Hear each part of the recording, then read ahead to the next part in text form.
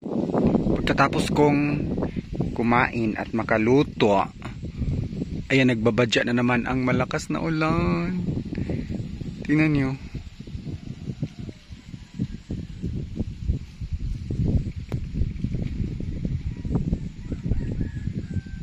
At sobrang kapal talaga ng clouds.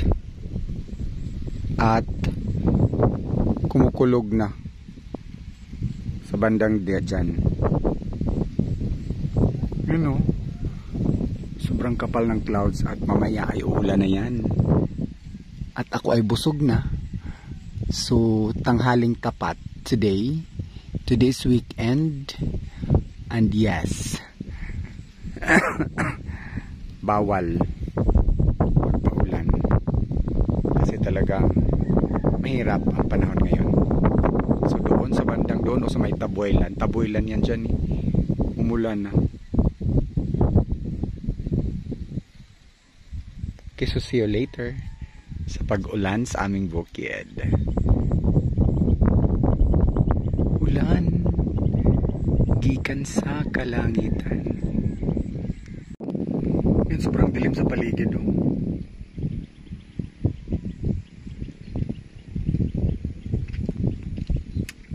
Yan, madilim.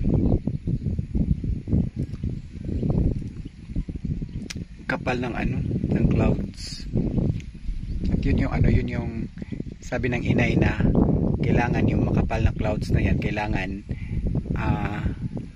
anuhin yan, anuhin ng hangin.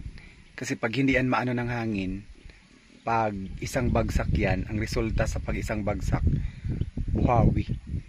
At pag buhawi, diba, yung buhawi is isang buong ano, yung malaking ano, yung malaking parte ng ulan na hindi siya nag-scatter. Pagdating sa lupa niyan ay talagang wasak na wasak yung lupa. Yun yung nagdudulot ng landslide. Yun yung nangyari dati 3 years ago dyan sa baba na nagka-landslide dyan. Isang ano yun, isang malaking buhawi yun. Kaya talagang ang resulta yung lupa wasak na wasak. So yan, nakakatakot, lalong-lalo na pag may ano, pag may kulog at kidlat dito sa bukid sa mga ganitong sitwasyon.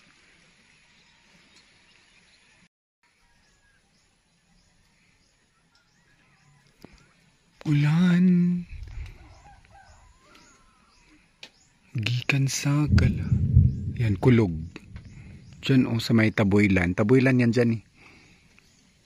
Yung bukid kasi namin, napalibutan ito ng San Remigio, Taboylan, Tuburan,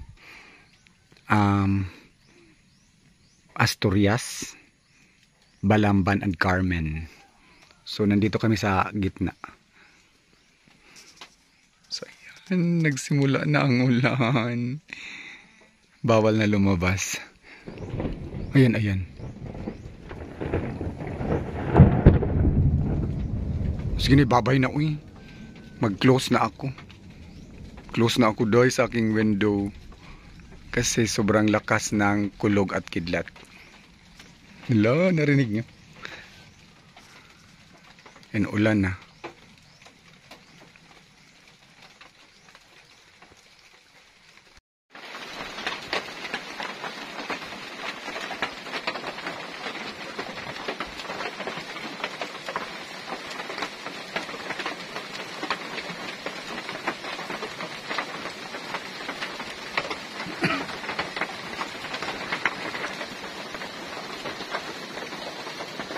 Ulan na, ulan na.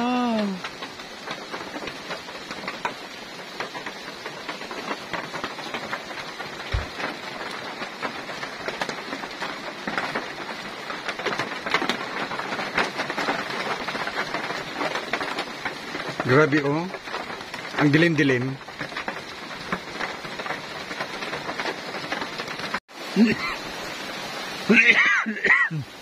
Tadang.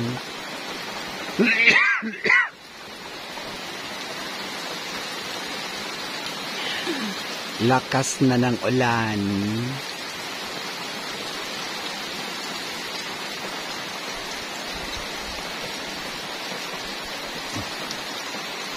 Tulog time. Good night.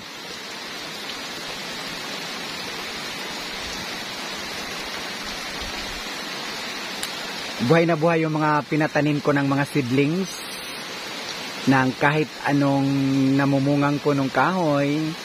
Hopefully ay mabubuhay yon kasama yung mga niyog. Siguro yung natanim namin na niyog nasa ano na 50 seedlings na ang niyog or 60 na ba. At yung ibang namumungang punong kahoy kagaya ng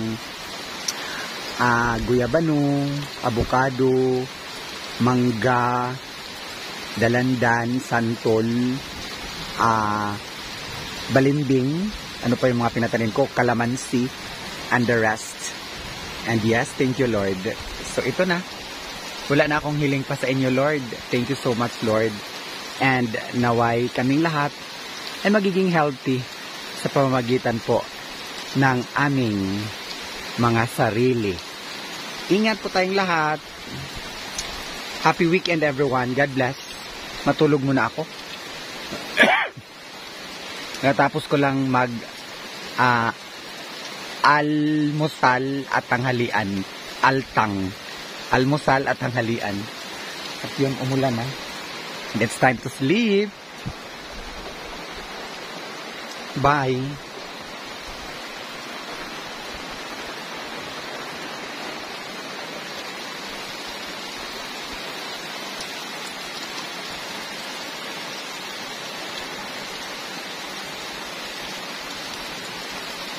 Ganito sa bukid namin, guys.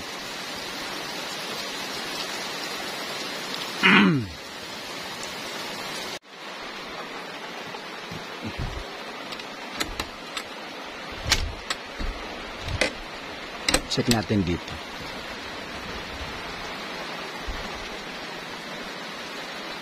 In this area here.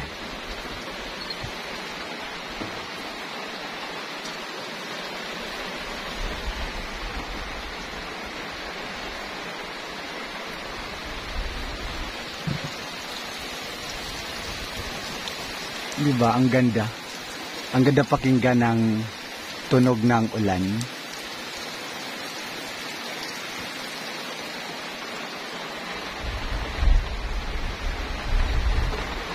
Straight from our bukid. Galing dito sa aking bintana. Tulog na ako.